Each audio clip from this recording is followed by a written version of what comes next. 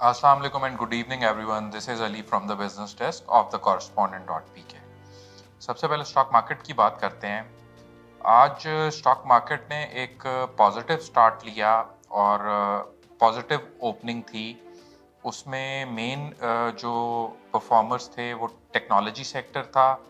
NetSol, TRG, systems limited, एवेंसियन, इन सब shares ने एक गैप ओपनिंग दी और जिसकी वजह से एक मोमेंटम पॉजिटिव रहा मार्केट का और through out the day positive territory में ही इंडेक्स ट्रेड होता रहा। मिड डे में थोड़ी सी प्रॉफिट टेकिंग देखी गई और स्पेशली रिफाइनरी सेक्टर नेगेटिव हुआ और उसमें एक सेलिंग स्प्री थी, जबकि टेक्नोलॉजी सेक्टर अपने आप को पॉजिटिव जोन में ही ट्रेड होता देखता रहा। जबकि कुछ कंपनीज में आज अपर लॉक भी हिट हुए। उनमें सुई नॉर्थ कंपनी जो है उसमें अपर लॉक अपने डे लिमिट हिट हुई, 7.5% का प्राइस इंक्रीज हुआ। इसके अलावा मेपल लीफ सीमेंट ने अपने फर्स्ट क्वार्टर का रिजल्ट अनाउंस किया जो कि एक मार्केट कंसेंसस से बेहतर रिजल्ट था। ₹1.13 की अर्निंग शो की उन्होंने, जिसकी वजह से मेपल लीफ सीमेंट में भी आज हमें बेहतर इंटरेस्ट देखने में आया मार्केट पार्टिसिपेंट्स का। डे एंड पे मार्केट क्लोज्ड 83 पॉइंट पॉजिटिव और 41,839 के लेवल पे क्लोज हुई। टोटल वॉल्यूम मार्केट का 190 मिलियन शेयर्स रहा। डे ऑन डे बेसिस 32% का इंक्रीज था। ट्रेडेड वैल्यू 5.8 बिलियन रुपीस की रही। इसमें 24% का इंक्रीज देखा गया, जबकि मार्केट कैपिटलाइजेशन ऑलमोस्ट फ्लैट रही। इसमें 1 बिलियन रुपी का इंक्रीज देखा गया। वॉल्यूम चार्ट्स की बात करें तो WTL once again was on the top of the list with 29.8 million shares. Second पे फर्स्ट नेशनल इक्विटीज लिमिटेड रहा। इसमें 11.6 मिलियन शेयर्स ट्रेड हुए और ये अपनी अपर लिमिट के ऊपर क्लोज हुआ। जबकि थर्ड पर सुई नॉर्थ रहा, इसमें 8.4 मिलियन शेयर्स ट्रेड हुए और ये भी अपनी अपर लिमिट के ऊपर क्लोज हुआ। टोटल 350 कंपनीज ट्रेड हुई। 175 close positive, 163 close negative, whereas 12 companies remained unchanged. International markets की अगर बात करें तो एक पॉजिटिव ट्रेंड देखा गया है।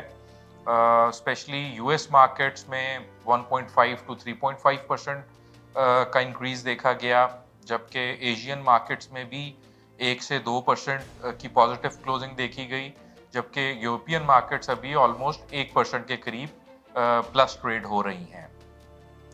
आज पांचवा दिन था जब रुपी वीक हुआ अगेंस्ट द यूएस डॉलर और इंटरबैंक में इसकी क्लोजिंग 82 पैसे नेगेटिव आई 219.71 के ऊपर। इसके अलावा क्रूड ऑयल की बात करें तो क्रूड ऑयल आज 84.50 से 85 की रेंज में ट्रेड हो रहा है और इसकी वजह यह है कि जब ओपेक प्लस ने कुछ दिन पहले प्रोडक्शन कट किया तो उसके बाद से यूएस प्रेसिडेंट की तरफ से कुछ स्टेटमेंट्स ऐसे आए हैं जिसमें उन्होंने कहा है कि वो सप्लाई जो है ऑयल की वो इंक्रीज कर देंगे, जिसकी वजह से ऑयल अब एक नैरो रेंज में ट्रेड होता दिखाई दे रहा है और इसमें प्राइस इंक्रीज नहीं हो पा रहा। ऑन द इकोनॉमी फ्रंट इसहाक डार साहब ने एक प्रेस कॉन्फ्रेंस में कहा है कि he is very much optimistic of Pakistan exiting the grey list of FATF on Friday जब इनकी अनाउंसमेंट आनी है। सो लेट्स सी, गवर्नमेंट तो बहुत होपफुल है कि पाकिस्तान इस दफ़ा ग्रे लिस्ट से वाइट लिस्ट में जाने में कामयाब हो जाएगा। इसके अलावा कुवैत का एक डेलीगेशन जो है वो पाकिस्तान आ गया है, जो कि Mohmand dam hydro power project जो है उसके ऊपर पाकिस्तानी ऑफिशियल्स के साथ कुछ लोन एग्रीमेंट को डिस्कस और फाइनलाइज करेगा और this meeting will be held on Thursday 20 October. इसके अलावा एक जो कंज्यूमर हैं, गैस कंज्यूमर्स के लिए एक नेगेटिव न्यूज़ ये है कि despite procuring additional RLNG for the winters, जो सुई साउथ और सुई साउथ के कंज्यूमर्स हैं उनको गैस लोड शेडिंग जो है वो फेस करनी पड़ेगी। जैसे जैसे सर्दी बढ़ती जाएगी तो गैस की डिमांड भी बढ़ती जाएगी और गैस लोड शेडिंग जो है वो गवर्नमेंट ने एक इंडिकेशन दे दिया है कि इस दफ़ा भी होगी। कॉर्पोरेट साइड पे इंडस मोटर ने अनाउंस किया है कि वो अपनी एक जो नई लॉन्च है करोला क्रॉसओवर वो एज पर स्केजुअल 2023 में ही लॉन्च कर रहे हैं। उनके सीईओ ने कहा है कि डिस्पाइट ऑफ द फैक्ट के ऑटो कार सेल्स के नंबर काफ़ी डिक्लाइन कर गए हैं because of economic turmoil, prices increase हो गई हैं, डॉलर का इशू है, बट स्टिल वो अपने प्रोडक्ट को एज पर स्केजुअल ही लॉन्च करने जा रहे हैं। So that's all for today, till tomorrow, Allah Hafiz.